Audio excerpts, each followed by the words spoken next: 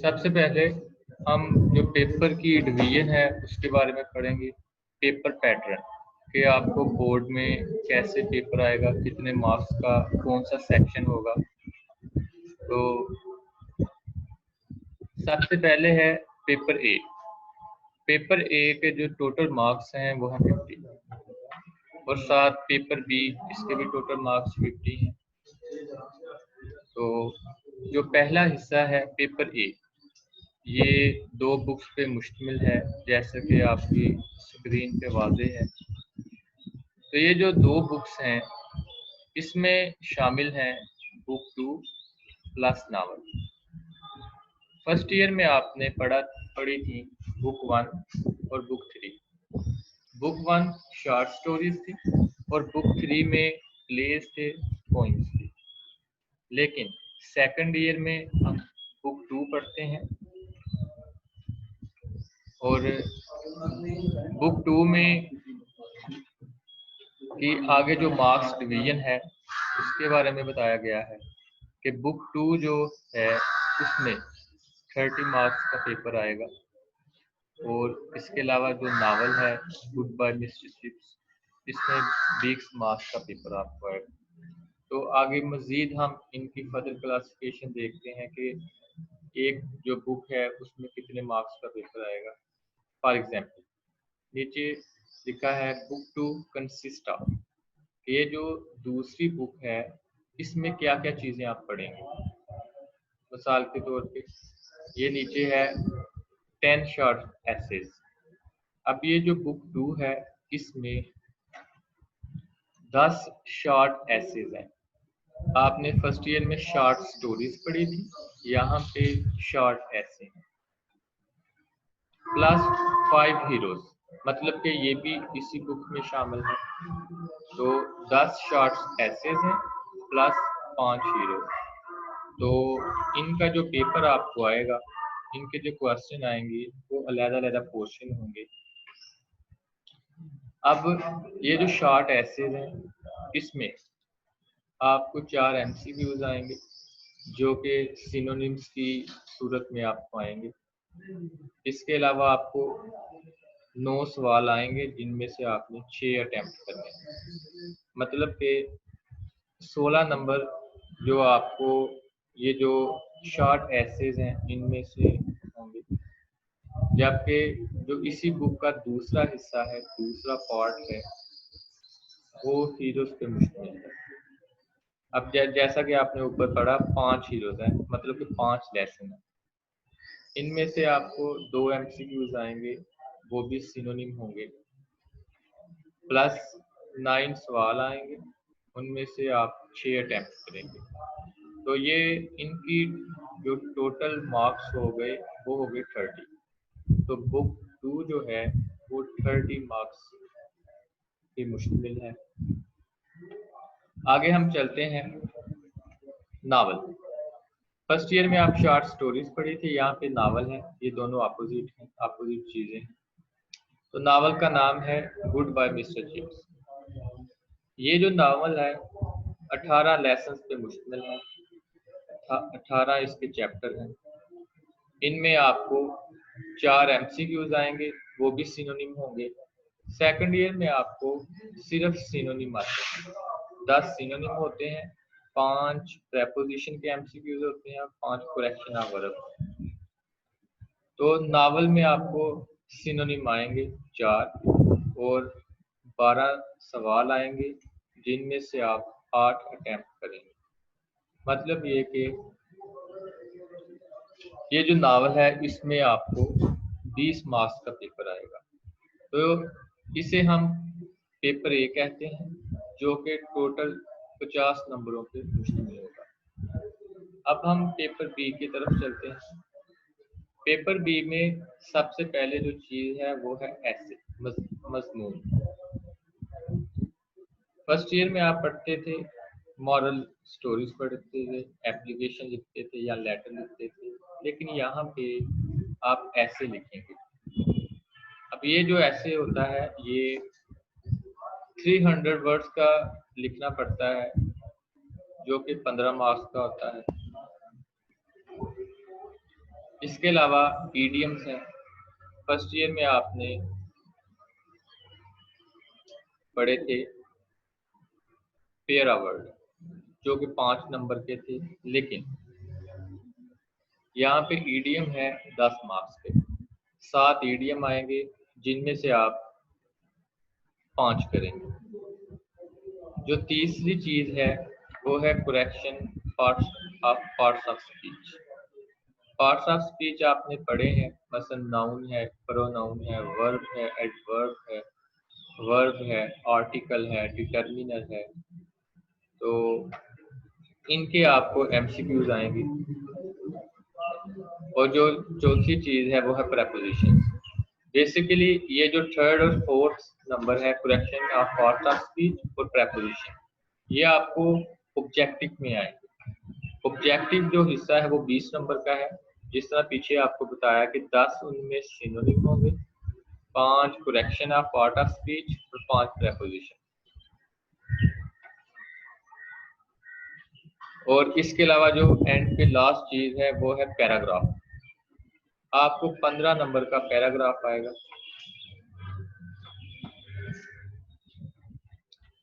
अब ये जो पैराग्राफ है ये आप उर्दू से इंग्लिश में ट्रांसलेट करेंगे। फर्स्ट ईयर में आपने पढ़ा था, आप लिखते थे कि इंग्लिश से उर्दू ट्रांसलेट करना। यहाँ पे ये चीज़ डिफरेंट है, आप उर्दू से इंग्लिश में ट्रांसलेट करेंगे। तो ये इंशाल्लाह डेली बेस पे हुआ करेगा। इसकी आपको टेक्निक्स भी बताएंगे कि इसको अटेम्प्ट कैसे करना है, कैसे इनमें अच्छे मार्क्स लेने हैं। तो वो आहिस्ता आहिस्ता हम इंशाल्लाह ये सारी चीज़ें स्टार्ट करेंगे। ये हो गया पेपर पैटर्न। इसके साथ जो हम नेक्स्ट चीज़ पढ़ेंगे वो है prose. What is prose? First year में आपने शॉर्ट स्टोरीज पढ़ी थी।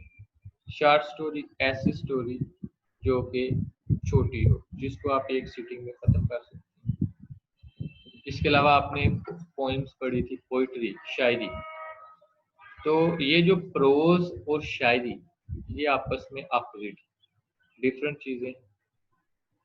शायरी में आप पोइटिक लैंग्वेज यूज़ करते हैं, शायरी की ज़ुबान। अब ये जो ज़ुबान है ये हर बंदा समझ नहीं सकता, हर बंदे की बसारत के मुताबिक ये नहीं होती। तो लेकिन इसके बरकस ये जो प्रोज है ये बहुत सिंपल होती है, आसान। ये हम जो रोज़मर्रा की स्पीच करते हैं, आपस में गुफ्तगू करते हैं, कुछ भी आप लिखते हैं, वो प्रोज फॉर्म है, शायरी को छोड़ के। तो स्क्रीन पे आपको आप देख सकते हैं कि प्रोज क्या है, ये वर्ड कहाँ से निकला है।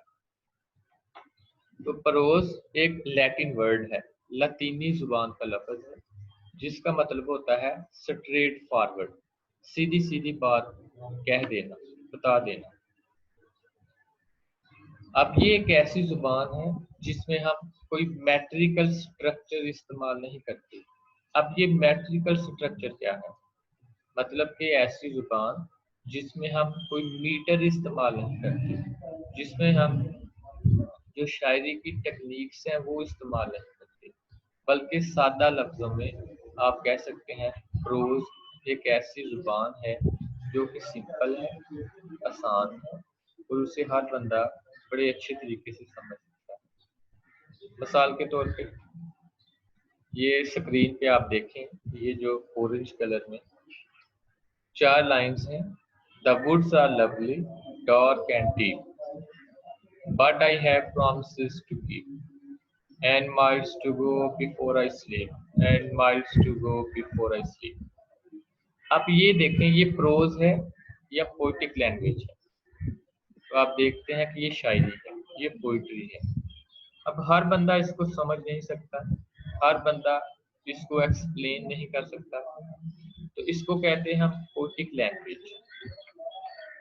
इसके बरकस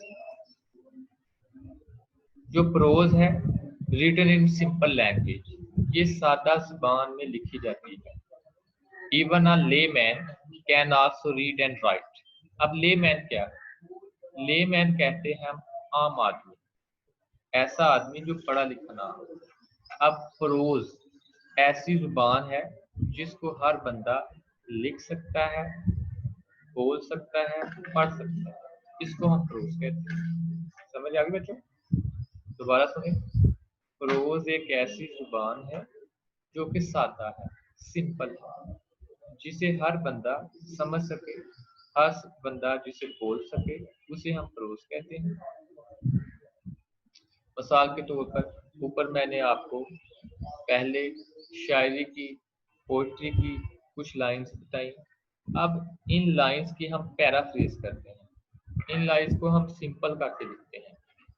तो जिस तरह आप समरी कोई लिखते थे पॉइंट की, तो वो जो समरी थी वो सिंपल लैंग्वेज में होती थी, तो उसको हम प्रोज कहते हैं। ऊपर जो 4 लाइंस हमने पोइट्री की लिखी पढ़ी, उसको अब हम सिंपल करके लिखते हैं। मसलन the woods look lovely against the eating darkness. तो ये जो जंगलात हैं ये बड़े खूबसूरत दिखाई देते हैं और ऐसी तारीकी में जो खा जाने वाली है। मतलब आप देखें कि आप इसको समझ सकते हैं अपनी सोच के मुताबिक, इसको एक्सप्लेन कर सकते हैं, तो ये प्रोज है। और शायरी वो है जो कि आप इजीली अंडरस्टैंड नहीं कर सकते। अब ये जो प्रोज है हम क्यों इस्तेमाल करते हैं? ये हम इस्तेमाल करते हैं किसी चीज की हकीकत को बयान करने के लिए। मसलन use to describe the fact, fact कहते हैं हकीकत। तो प्रोज एक ऐसी जुबान है जो कि हम हकायक बयान करने के लिए इस्तेमाल करते हैं। Are the discussion of whatever one's thought, मतलब ये कि कोई भी जो चीज सोचता है उसको बयान करने के लिए, उसकी गुफ्तगू के बारे में बयान करने के लिए हम जो जुबान इस्तेमाल करते हैं वो है प्रोज। अब प्रोज की 2 टाइप्स हैं, एक फिक्शनल, एक नॉन फिक्शनल। फिक्शन कहते हैं जो कि ख्याली हो, जो कि इमेजिनरी हो। मसलन आप जब छोटे थे, जब मैं भी छोटा था, तो हम मुख्तलिफ किस्म की कहानियां पढ़ते थे, उमरिया की, टार्जन की। तो आप देखते हैं कि ये ख्याली कहानियां जिनका हकीकत से कोई तल्लुक नहीं है, तो ऐसी राइटिंग को कहते हैं हम फिक्शन। ये जो होती है क्रिएटिव होती है। इमेजिनरी, इमेजिनरी कहते हैं ख्याली, ये थ्योरेटिकल होती है। फैंटेसी, हॉरर, हॉरर आपको पता है फैंटेसी कहते हैं जिसमें जिन्नात, परियां वगैरह। तो ये सारी चीजें क्या है? ख्याली है, इमेजिनरी है, जिनका हकीकत से कोई तल्लुक नहीं। तो एक प्रोज ये है फिक्शनल, ख्याली। दूसरी है नॉन फिक्शनल प्रोज। जो नॉन फिक्शनल प्रोज है ये मेनली बेस्ड ऑन फैक्ट, ये हकीकत पे मबनी है। मिसाल के तौर पे ये जो आप ऐसे लिखते हैं, मजमून लिखते हैं, बायोग्राफीज, किसी की सवाने उम्री लिखते हैं, स्पीच, ये जो हम तकरीर करते हैं, ये नॉन फिक्शनल में आता है। मतलब ये कि आप आगे जितने भी लेसन पढ़ेंगे जो शॉर्ट ऐसे हैं वो नॉन फिक्शनल है, फिक्शनल नहीं। क्योंकि फिक्शन एक ऐसी जुबान है जो कि क्या होती है? इमेजिनरी होती है, ख्याली होती है। तो अब हम इसको दोबारा वाइंड अप करते हैं। प्रोज, प्रोज एक ऐसी जुबान है जो सादा है, सिंपल है, जिसे आप इजीली अंडरस्टैंड कर सकते हैं। ठीक है, तो इसको हम कहते हैं प्रोज। तो नेक्स्ट हम पढ़ेंगे समरी। आपका जो फर्स्ट लेसन है उसका नाम है द डाइंग सन। वैसे तो डाई का मतलब होता है मरना। अब सूरज मरता नहीं है, सूरज गरूब होता है, तो हम कह सकते हैं डूबता हुआ सूरज, द डाइंग सन, डूबता हुआ सूरज। तो ये भी एक शॉर्ट ऐसे है, ये प्रोज की शक्ल में है। इसके लिखने वाले का नाम है, राइटर का नाम, जो आथर है, मुसन्नफ, उसका नाम है सर जेम्स जीन्स। तो आप स्क्रीन पे इसकी तस्वीर भी देख सकते हैं। ये हैं सर जेम्स जीन्स। तो इनका पूरा नाम था सर जेम्स होपवुड जीन्स। ये इंग्लैंड के रहने वाले थे, एक इंग्लिश फिजिक्स के बड़े माहिर थे। एस्ट्रोनॉमर कहते हैं ऐसा आदमी जो कि माहिर फल्कियात हो, जिसे सितारों का इल्म हो, जिसे नजूम का इल्म हो, उसे हम एस्ट्रोनॉमर कहते हैं। एंड मैथमेटिशियन, और ये एक रियाजीदान भी था। तो ये जो सर जेम्स जीन्स थे, ये इंग्लैंड में पैदा हुए, बॉर्न इन 11 सितंबर 1877। आगे ब्रैकेट में वो इलाका जहाँ पे ये पैदा हुए थे उसके बारे में लिखा गया। Born in 11 September 1877, Southport UK. UK आपको पता है इंग्लैंड को कहते हैं। डाइड इन 16 सितंबर 1946। तो 1946 में इनकी डेथ हो गई।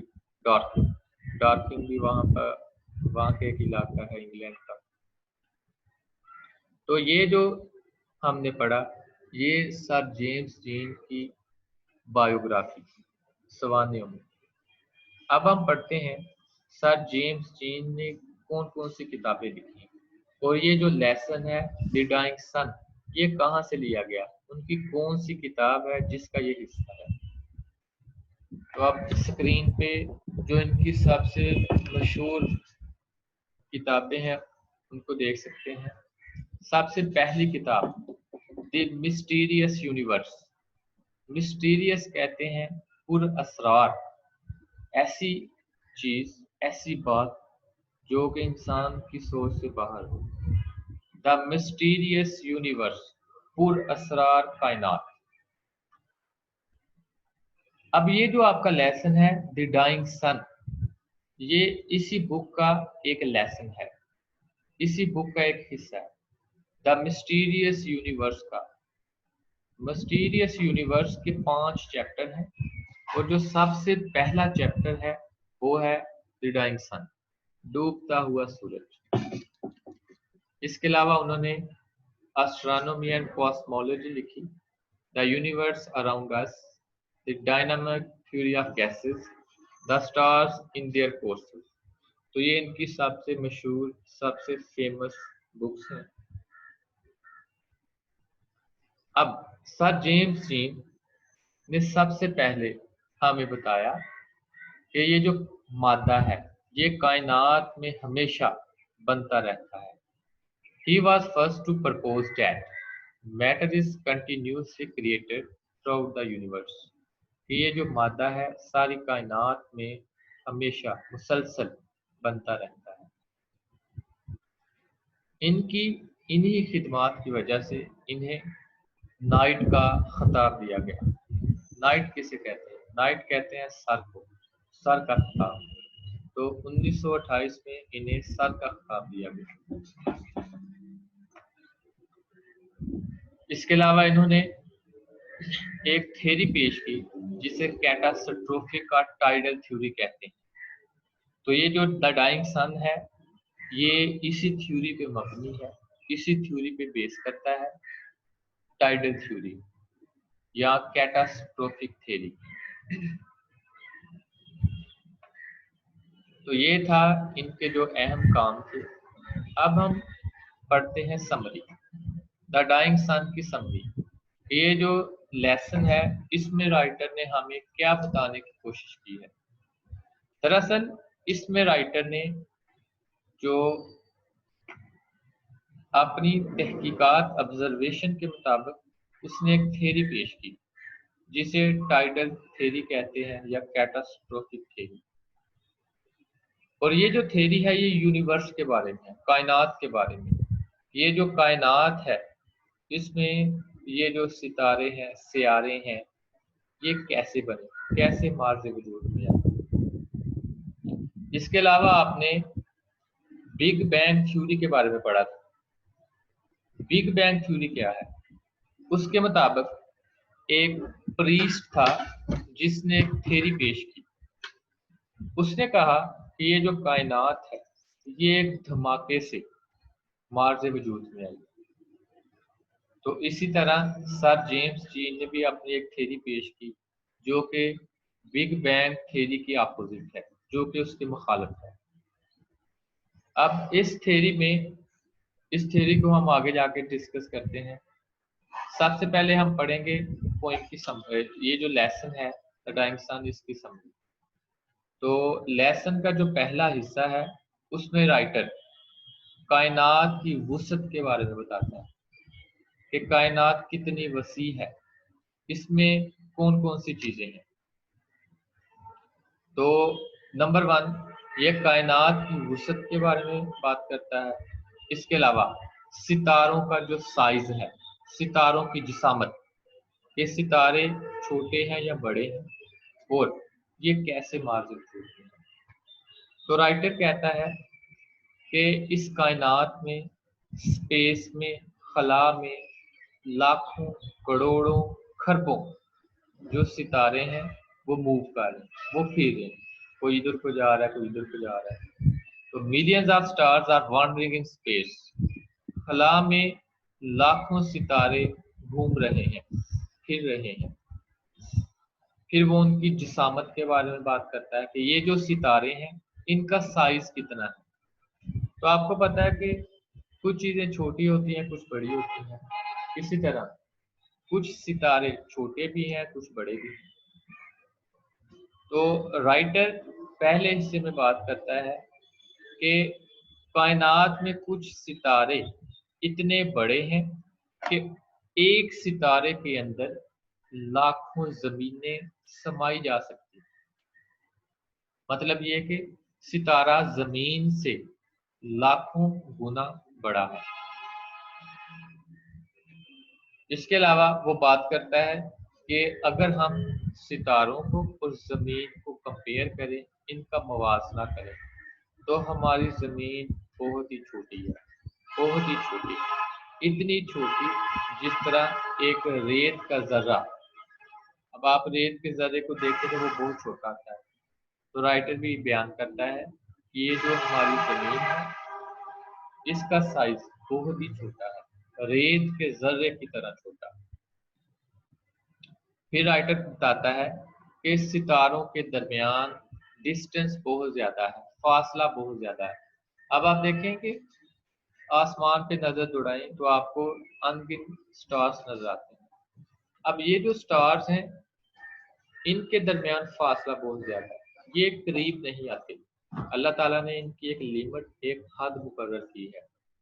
अगर ये एक दूसरे के करीब आए तो उससे क्या होगा, कायनात का जो निज़ाम है वो दरम बरम हो जाएगा।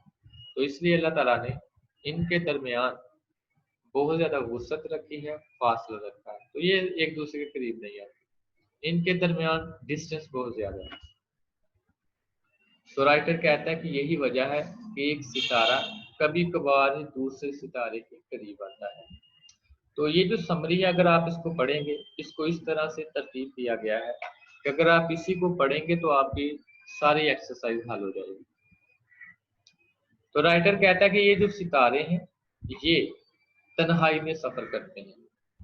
मतलब कि आप देखते हैं कि कुछ लोग ग्रुप की शक्ल में सफर करते हैं, कुछ लोग अकेले सफर करना पसंद करते हैं। तो राइटर कहता है कि सितारे भी ऐसे ही हैं। कुछ सितारे जो होते हैं वो ग्रुप की शक्ल में सफर करते हैं और कुछ सितारे तन्हाई में अकेले सफर करते हैं। तो ये था इस लेसन का पहला हिस्सा। दोबारा सुन लें, मैं दोबारा रिपीट करता हूँ कि शुरू में राइटर कायनात की वुसअत के बारे में बताता है, इसके अलावा सितारों के साइज के बारे में बताता है। फिर वो कहता है कि कायनात में लाखों सितारे गर्दिश कर रहे हैं, और फिर वो हमें सितारों की जिसामत के बारे में बताता है कि ये जो सितारे हैं ये बहुत बड़े हैं, ज़मीन बहुत छोटी है। यही वजह है कि सितारे एक दूसरे के करीब नहीं आते। कुछ सितारे ग्रुप की शक्ल में सफर करते हैं और कुछ तन्हा सफर करना पसंद करते हैं। नेक्स्ट हम पढ़ेंगे कि ये जो सियारे हैं, ये जो हमारी ज़मीन है, ये कैसे मार्स से वजूद में आई, ये थ्योरी ये बहुत इम्पोर्टेंट है। तो ये उसकी जो थ्योरी है यहाँ से स्टार्ट होती है। तो राइटर कहता है कि 200 अरब साल पहले, राइटर बिलीव्स सम 200,000 मिलियन ईयर्स अगो, तकरीबन 200 अरब साल पहले क्या हुआ। अब ये मतलब के तस्वीर में देखें, ये जो ऑरेंज कलर का है ये है सन, सूरज, और जो नीचे है ब्लू कलर में ये है स्टार। अब दोनों के दरमियान में एक एरो, तीर का निशान है।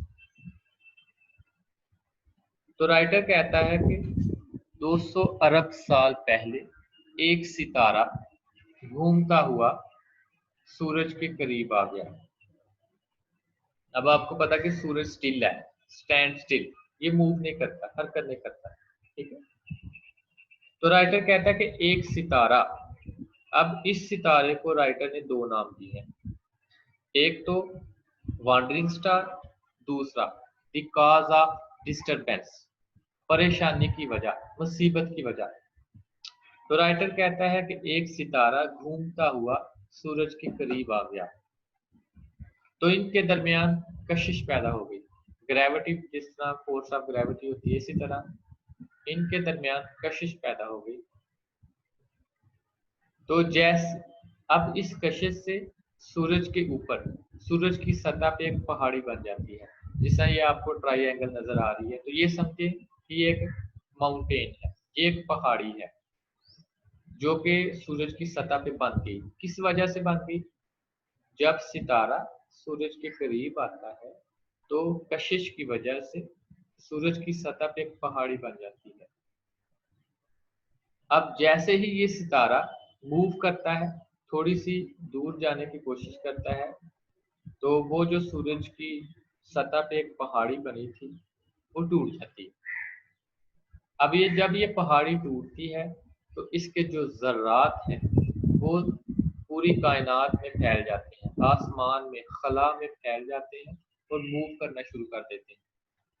तो वो जो मूव करने वाले सितारे हैं उनको राइटर ने प्लैनेट्स का नाम दिया। अब आपको पता है कि सूरज की सतह बहुत हॉट है, गर्म है, तो वो जो पार्ट्स, वो जो सितारे थे, जब वो सूरज से अलहदा होते हैं तो वो गर्म थे, लेकिन with the passage of time वो ठंडे होते गए और उन सियारों में से एक पे जिंदगी मार्स से वजूद में आ गई। तो राइटर ने उस सियारे को जमीन का नाम दिया, ठीक है। तो ये है टाइटल थ्योरी, कैटास्ट्रोफिक थ्योरी। अब हम इसको पढ़ते हैं दोबारा। Writer believes some 2,000 million years ago, के 200 अरब साल पहले, a wandering star, एक घूमता हुआ सितारा, आवारा सितारा, the cause of disturbance, ये उसका दूसरा नाम है सितारे का, came near the sun, वो सूरज के करीब आया, it produced a wave on the surface of the sun, तो इससे क्या हुआ, सूरज की सतह पे अट्रैक्शन पैदा हो गई। तो उस अट्रैक्शन की वजह से सूरज की सतह पे एक पहाड़ी बन गई, मोल्टन मैटर, मोल्टन मैटर की। तो क्या हुआ, फिर क्या हुआ, as the star begin to recede, recede का मतलब होता है दूर जाना।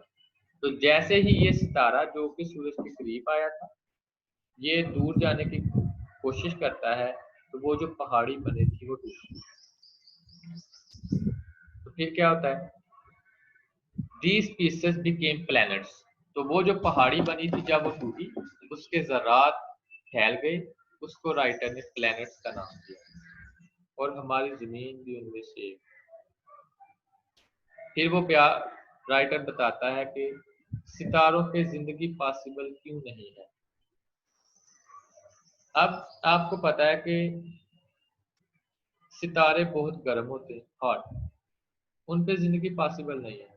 कुछ सितारे बहुत ज़्यादा ठंडे हैं, तो वहाँ पे हर चीज़ जम जाती है। कुछ सितारे बहुत गर्म हैं, वहाँ पे हर चीज़ पिघल जाती है, इसलिए सितारों पे ज़िंदगी पॉसिबल नहीं है। तो स्टार्स क्या हैं? बर्निंग balls ऑफ फायर, जलती हुई आग के गोले। so hot life cannot exist on that. ये इतनी गर्म है, सितारे इतने गर्म है कि जिंदगी वहां पे पॉसिबल नहीं है. With the passage of time they became cooler. तो आहिस्ता आहिस्ता वो जो सितारे जो सूरज से अलहदा हो गए वो ठंडे होते गए. तो उनमें से एक पे जिंदगी मार्ज वजूद में आ जाती है. तो ये भी सवाल का आंसर है, इम्पोर्टेंट सवाल है, तो इसको आप अच्छी तरह तैयार करें कि सितारों पे जिंदगी पॉसिबल क्यों नहीं है. नेक्स्ट जो हम पढ़ेंगे वो है एग्जिस्टेंस ऑफ लाइफ. इस जमीन पे जिंदगी की इब्तिदा कैसे हुई. तो राइटर कहता है कि ये जो जिंदगी है ना, एक सिंपल ऑर्गेनिज्म से स्टार्ट होती है.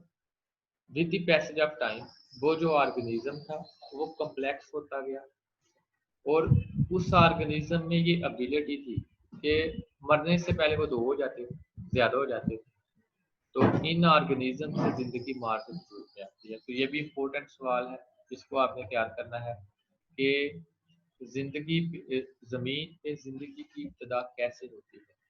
इसके अलावा हमारी कायनात बहुत वसी है, तो ये बड़ी डरावनी है, खौफनाक है. अब उसकी वो कुछ वजूहात बताता है कि हमारी कायनात इतनी खौफनाक क्यों है. तो राइटर क्या करता है कि ये पहचानने की कोशिश करता है. राइटर कहता है कि जब हम जमीन पे खड़े होते हैं तो हमारा जो सबसे पहला एहसास है, हमारी जो सबसे पहली फीलिंग्स है वो ये है कि इंसान इस कायनात में तन्हा है. अब आप देखें कि कोई और प्लेनेट नहीं है जहाँ पे जिंदगी पॉसिबल हो, तो जमीन ही वो वाहिद प्लेनेट है जहाँ पे जिंदगी पॉसिबल है. तो राइटर कहता है कि ये जो कायनात है बड़ी खौफनाक है. वो उसकी चार वजूहात बताता है. Number 1, due to immense distance. Writer कहता है कि एक सितारे से दूसरे सितारे के दरमियान जो फासला है बहुत ज्यादा है. Great stretches of time. इसका मतलब ये है कि जब हमने एक सितारे से एक प्लेनेट से दूसरे प्लेनेट पे जाना तो हमें बहुत ज्यादा टाइम की जरूरत होती है.